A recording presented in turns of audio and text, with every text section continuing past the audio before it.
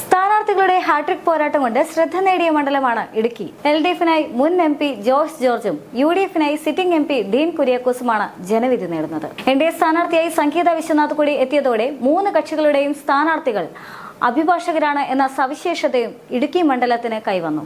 എന്നാൽ ഈ സവിശേഷതകൾക്കെല്ലാം അപ്പുറം ഇടുക്കി ജനത മറ്റന്നാൾ വിധിയെഴുതാൻ പോവുകയാണ്. ജോയ്സ് ജോർജ് 2014 ലോക്സഭാ തെരഞ്ഞെടുപ്പിൽ LDF സ്വതന്ത്രനായി മത്സരിച്ച് അട്ടിമറി വിജയം നേടുകയായിരുന്നു. 1980 MM ലോറൻസ് ജയിച്ചതിന് ശേഷം ജോയ്സിലൂടെയാണ് ഇടുക്കി LDF പിടിച്ചത്. അന്ന് ഡീൻ കുര്യാക്കോസിനെ തോൽപ്പിച്ചാണ് ജോയ്സ് ജോർജ് വിജയം രചിച്ചത്. എന്നാൽ 2019 ലോക്സഭാ തെരഞ്ഞെടുപ്പിൽ ആഞ്ഞടിച്ച രാഹുൽ തരംഗത്തിൽ ഇടുക്കി LDF-നും ജോയ്സ് ജോർജിനും നഷ്ടമായി.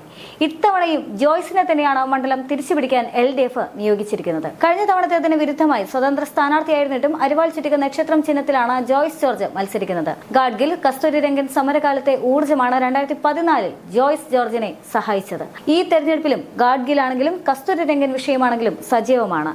MP ആയിരുന്ന കാലത്തെ തന്റെ നേട്ടങ്ങളും ഡീൻ കുര്യാക്കോസിന്റെ അവഗണനയുമാണ് ജോയ്സ് ജോർജ് മണ്ഡലത്തിൽ പ്രചരണ വിഷയമാക്കിയത്.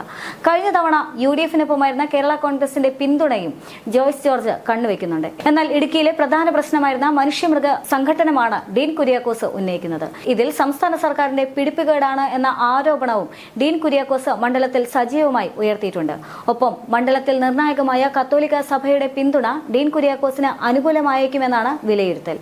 ഇരുമുന്നണികളുടെയും അവഗണനയിൽ നിന്ന് രക്ഷിക്കാൻ പ്രധാനമന്ത്രി നരേന്ദ്രമോദിക്ക് സാധിക്കൂ എന്ന പ്രചരണത്തിലൂടെയാണ് സംഗീത വിശ്വനാഥിന്റെ പ്രചരണം. എന്നാൽ ഇത് വോട്ടാക്കി മാറ്റാനുള്ള സ്വാധീനമൊന്നും മണ്ഡലത്തിൽ BJP-ക്കും BDJS-നുമില്ല. അതിനാൽ തന്നെ മണ്ഡലത്തിൽ LDF-UDF പോരാട്ടമാണ് എന്ന് നിസ്സംശയം തന്നെ പറയാം.